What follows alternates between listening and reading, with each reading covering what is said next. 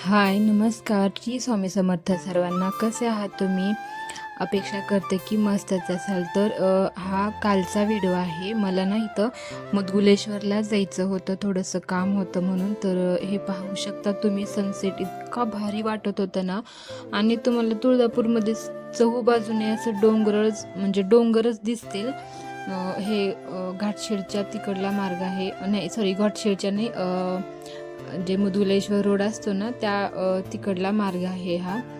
तर पाहू शकतात तुम्ही, सनसेट इतका भारी वाटत होता ना. खुशीला तर तिचा आनंद गगनात मावत नाहीये की काय, असं तिला वाटत होतं. आणि हे पाहे, मंदिराच्या पाठीमागची बाजू आहे, ते स्मशानभूमी होती, ते पांढऱ्या कलरचं. तर इथं आम्ही मुदगुलेश्वरमध्ये पोचलो. तर असं वाटतंय की कुठल्या तरी कोकणामध्येच गेलात का काय, असं वाटतंय. नारळाच्या बागा, सॉरी, नारळाची झाडं वगैरे, म्हणजे खूप अशी हिरवळ आहे तिथे. एकदम थंड वाटतं, थंडगार वाटतं तिथे एकदम. तर आमचं काम झालेलं होतं, तर आम्ही आता हे परतीच्या मार्गे आलेलो आहोत. तर इथं तुम्ही हे रामधरा तलाव पाहू शकतात. हे खूप छोटंसं होतं खूप अगोदर, आता इतकं मोठं झाले ना, पावसाळा जास्ती पडल्यामुळे पाऊस. तर याच्या खाली एक महादेवाचं मंदिर आहे, जे की पूर्ण ह्या तलावामध्ये बुडून गेलेलं आहे. तर इतकं भारी अशी थंडगार हवा येत होती ना, की नको वाटत होतं घरी जायला, पण उशीर होत होता. म्हणून म्हटलं आम्ही निघालो तिथून, काही थांबलं नाही. नाहीतर दरवेळेस तिथं थांबून छोटंसं असं शूट वगैरे घेतेच. तर हे पहा, जाताना ना ह्या लाईटिंग लावलेलं आहे ह्या ब्रिजवर. तर तुम्ही पाहू शकतात, तर ते ना असं चांदण्यासारखेच चमकत होते अक्षरशः. म्हटलं छोटासा व्ह्यू तुमच्यासाठी मी घ्यावा, असं म्हटलं. तर आता पुढे मी आणलेले होते कढीपत्ता, सॉरी, कडुलिंबाचा पाला. तर याचे किती महत्त्व आहे, त्याचे किती गुणकारी, म्हणजे आरोग्यासाठी किती फायदेशीर आहे, हे किती माहितीच आहे तुम्हालाही. तर ह्याची मी काय करणार आहे, पेस्ट करणार आहे. आणि हे पहा, इथं ना मी थोडंसं बेलाचं फाटा आणले होते, जे की मला बेलाचं झाड कुठल्याच नर्सरीमध्ये भेटत नाही आहे. म्हणून म्हटलं शेवटी एक फाटा आणून पाण्यामध्ये असं बुडवून ठेवते, बघू आलं ठीक, नाही आलं मग जाऊ द्या म्हटलं. कारण मी खूप नर्सरीमध्ये चौकशी केले पण काय भेटत नाही आहे. आणि माझ्या किचनची शोभा ना ह्या नारळानेच वाढवली आहे अक्षरशः. पण बिचाऱ्यावर मी अन्याय केले. खूप छोट्याशा अशा त्या डब्यात मी त्याला ठेवलेलं आहे, तरी पण ते खूपच वाढत आहे. आणि आता हे पहा, कडुलिंबाचे पानं थोडेसे, एक दोन किडके पण होते, ते काढून ठेवले बाजूला. आणखीन आहे ते काढते. आणि ह्याला ना असं थोडंसं म्हणजे कडक उन्हामध्ये याला वाळवायचं. कडक उन्हामध्ये ऊन देऊन ना त्याला 1 दिवस किंवा 2 दिवस कडक होईपर्यंत ठेवायचं. आणि मिक्सरमधून भरडून काढायचं. म्हणजे रोज सकाळी आणि पाण्यामध्ये असं गरम किंवा असं कोमट किंवा असं नॉर्मली टाकीतलं किंवा हंड्यातलं, पितळ्याच्या हंड्यातलं पाणी वगैरे असतं ना, त्याच्यामध्ये हे चिमूटभर टाकून ते आमावास्यापोटी सकाळ सकाळी प्यायचं. कारण ह्याचे खूप सारे फायदे आहेत, स्किनसाठी म्हणा, पोट साफ म्हणा, केसांसाठी, डोळ्यासाठी, प्रत्येकासाठी त्याचे खूप सारे फायदे आहेत.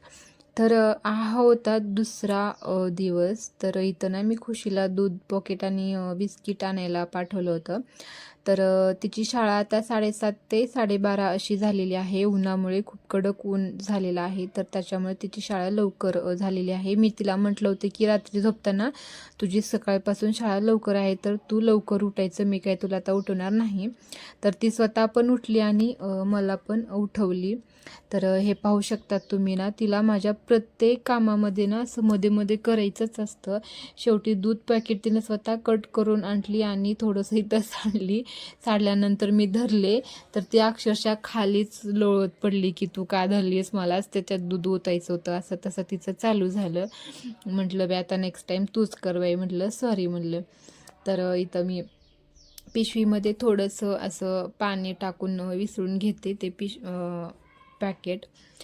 तर आज थोडंसं म्हणजे सकाळ सकाळी निवांतच होतं. तिची लवकर शाळा होती आणि म्हणजे 12 वाजताही तिला लवकरच यायचं होतं स्कूलमधून. तर टिफिन वगैरे तिला नाही काय दिलं मी.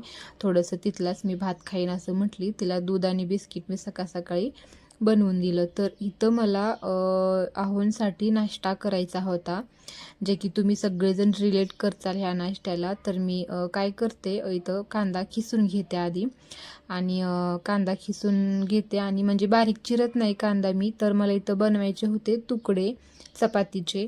तर इथं कांदा बारीक चिरायल्यानंतर खूपच डोळ्याला त्रास पण होतो, कधी चिरावं असं वाटतं आणि म्हणून मी डायरेक्ट इथं कांदा खिसूनच घेते. आणि जे की सेम पोहे आपण कसं बनवतात ना, तर पोह्याच्याच सेम तीच प्रक्रिया, तीच प्रोसेस मी इथं वापरते. फक्त हिरव्या मिरच्या मी टाकत नाही, कारण खुशी पण खाते तिच्यामुळे. नाहीतर तिला जीभ म्हणजे असं तोंडा वगैरे मध्ये गेलं तर ती फार चिडीला येते मग. तर इथं कांदा वगैरे खिसून झालेला होता माझा. तर इथं पुढे टोमॅटो पण मी इथं यातच चिरते आहे, कारण की माझं ते चाकू आहे ना, त्याची धार थोडीशी अशी नम झालेली होती. आता बघूयात एका बाजारी म्हणजे बाजार जेव्हा भरतो ना बुधवारी, त्यावेळेस तिला नेऊन यांच्यापाशी द्यावं लागणार, म्हणजे त्यांनी धार लावून आणतात. आणि मी आता एकाच ह्याच्यामध्ये टोमॅटो पण चिरला आणि आता कढीपत्ता जे असते ना, तर ह्याच्यामध्येच मी टाकून देते, कारण कधी तेलात पण टाकते आणि कधी असं पण वरतून पण टाकते. आणि आता चला पुढची रेसिपी पाहूयात. काय मी जास्ती मटल वगैरे नाही टाकत, पण थोडंसं तोंड भरून चव तुकड्यांना असली ना तर भारी वाटतं खायला. नेक्स्ट टाईम पण आवडीनं कर बाबा तू, असं मला तर म्हणतातच हे दोघं. आधी खुशी खात नव्हती, तर आता थोडं खात आहे. थोडंसं त्याला बारीक वगैरे केलं ना, तर जास्ती पाण्यामध्ये शिजवायचं नाही. आपण सेम पोहे कसं करतात ना, थोडेसे असे कोरडे कोरडे, तर तसंच करायचं. तर मी तर तळते वेळेसच मीठ वगैरे सगळे मसाले वगैरे टाकून दिलं होतं. तर आता पुढे ना हे तुकडे थोडेसे असे कडक होते, तर मी याला काय करते, मिक्सरमधून भरडत नाही. कारण मिक्सरमधून भरडलं ना तर काय होतं, एकदमच चुरा होतो, रव्यासारखाच होऊन बसतो. तर मी याला थोडंसं खलबत्त्याचं जे असते ना, त्याच्याने त्याला मी कुटून घेते, कारण असं पण कुटल्यानंतर पण ते बारीक होतंच. पण मिक्सर वाटणं माझं एकदमच चुरा होतं, वेगळंच ते मग एकदम चिकट चिकट असं होऊन बसतं ते पाणी वगैरे परत शिजवताना टाकल्यानंतर. म्हणून मी असं एक आयडिया नवीन काढली माझ्यासाठीच. म्हटलं की आता ह्याला मिक्सरमधून काढायचंच नाही, ह्याला कुटूनच घ्यायचं. कुटून घेतलं तरी बारीक होतंच ते. तर आता हे म्हणजे 2-3 दिवसाचे आपले ठेवलेले असतात ना. आणि तसंही आता उन्हाळ्यामध्ये म्हणजे चपातीच्या टोपल्यातच ते चपाती अक्षरशः अशी वाळून कडक होत आहे दुसऱ्या दिवशीपर्यंत, इतका कडक उन्हाळा चालू आहे. तर मी काय करते, आता याला थोडंसं खूपच कडक वाटत होते हे, बारीक वगैरे माझं कुठून झालेलं होतं हे. तर हे म्हणजे असं खूप कडक वाटत होते, म्हणून मी काय करते, याला थोडंसं पाणी ओतते आणि पोहे कसं धुवून घेतात ना आपण, सेम तसंच ह्याला पण धुवून घ्यायचं. म्हणजे थोडंसं 4 दिवस असं अगोदरच ठेवलेले असतात हे, तर त्याच्यामुळे म्हणजे घाण काही नसतं, पण असं वाटतंच थोडंसं. त्याच्यामुळे मी थोडंफार धुवून घेते, म्हणजे परत की हे थोडंसं इथंच ओलसर होतात, म्हणजे परत फोडणीमध्ये वगैरे आपल्याला पाणी टाकायची गरज लागत नाही, तर त्याच्यामुळे. आणि आता इथं पहा, हे सगळं मी नितळून काढून त्याच्यामध्ये सगळं टाकलेलं आहे ते. आणि वरतून थोडंसं कोथिंबीर वगैरे भरपूर टाकायची बरं का, कारण आता उन्हाळ्यामध्ये कोथिंबीरमध्ये भरपूर पाणी पण असतं आणि कोथिंबीर खाल्लेली पण खूप चांगली असते. उन्हाळ्यामध्ये काही त्रास होत नाही, परंतु पावसाळ्यात किंवा हिवाळ्यात कोथिंबीर खाल्लं तर असं म्हणजे त्रास होतो त्याचा. तर हे पहा, हे असं झालेले आहेत माझे, थोडेसे मोकळे मोकळे कोरडे कोरडेच असतात, जास्त असं गदगद नाही करत. तर हे मी आता हे दुसऱ्या दिवशीची तयारी चालू होती माझी. तर हे पहा, ह्यानी पण आले. ह्यांना मी विचारलं कसे झाले, त्यांनी मला एकच्या रिएक्शन ओळखू शकतात तुम्ही कसे झालेले आहेत. तर चला, चॅनेलवर नवीन असाल तर सबस्क्राईब करा. भेटूया नेक्स्ट व्हिडिओमध्ये. तोपर्यंत बाय अँड टेक केअर.